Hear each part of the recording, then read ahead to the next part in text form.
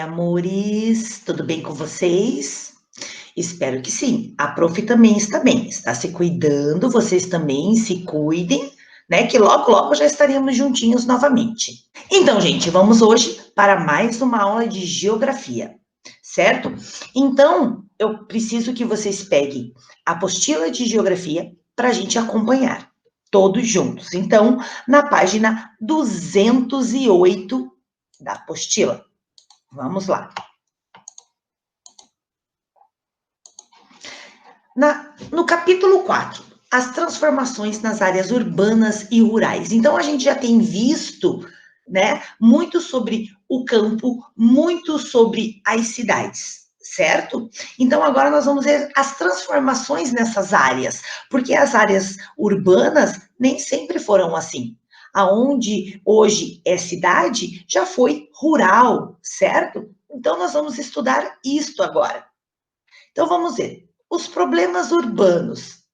Então, assim, os problemas nas cidades, certo? Muitos municípios brasileiros tiveram um crescimento muito rápido e, claro, desordenado. Eles não tiveram uma ordem para fazer as coisas. Eles não tiveram um planejamento correto, certo? Por quê? Porque houve muitas pessoas que saíram do campo e vieram para a cidade. Para quê? Para trabalhar, para estudar, certo? E esse processo de aumento da população, né, denomina-se a urbanização.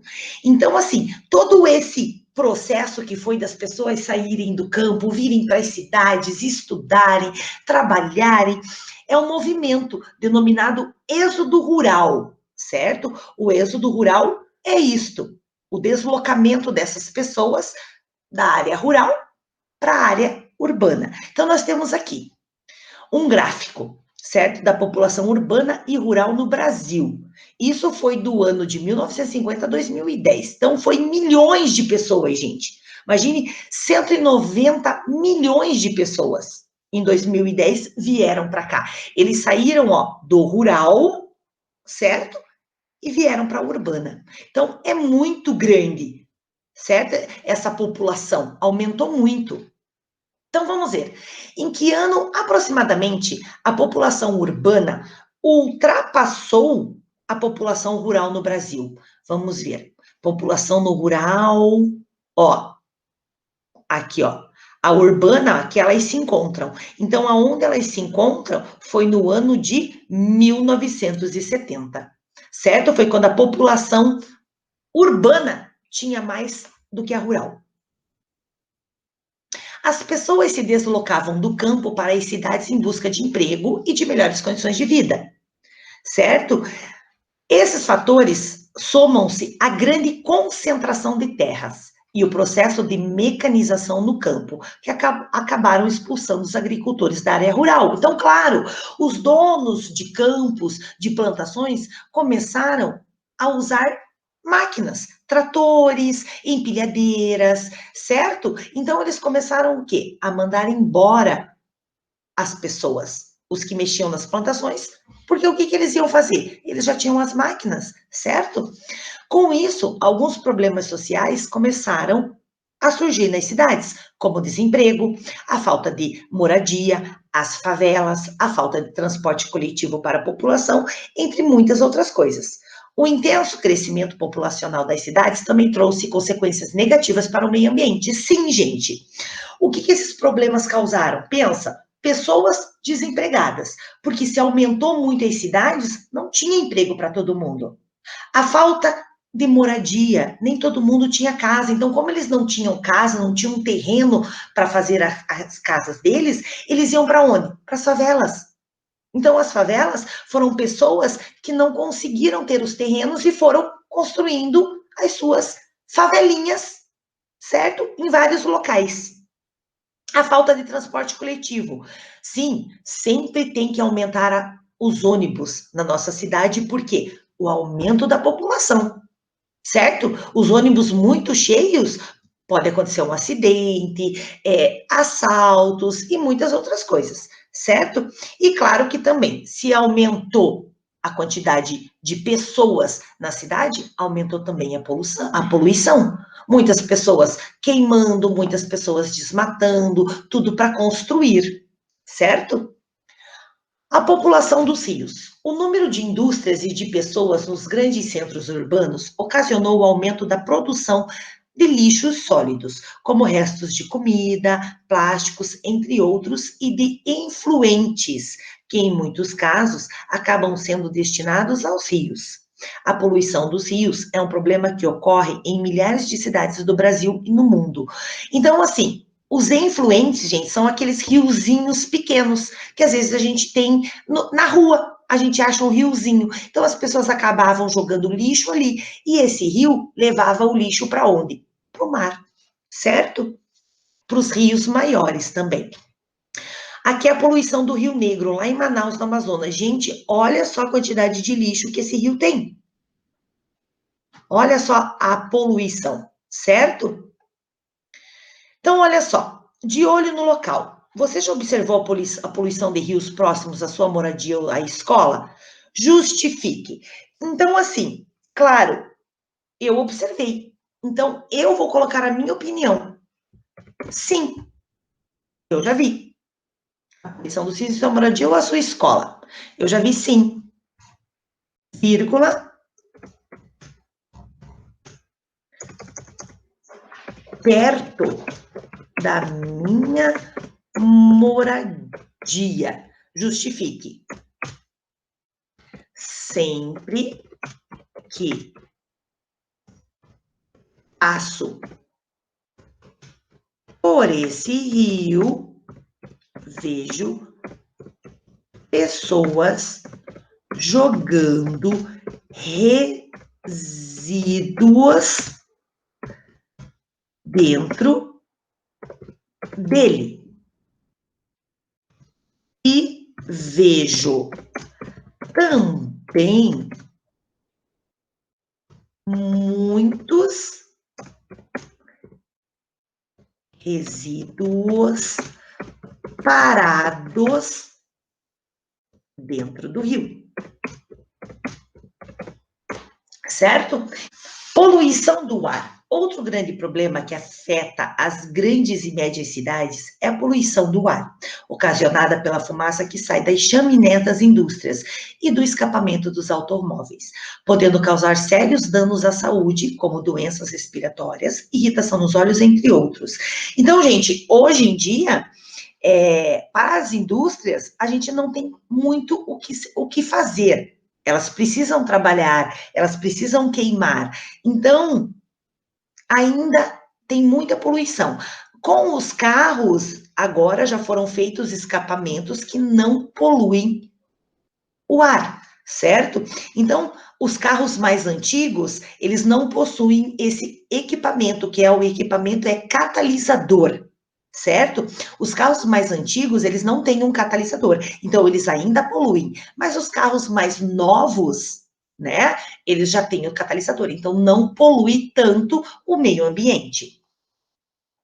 Falta de moradia. Com o crescimento desordenado dos grandes centros urbanos, muitas pessoas acabaram fixando moradia em áreas de encosta, ou seja, em áreas próximas de morros, como as favelas, né, gente?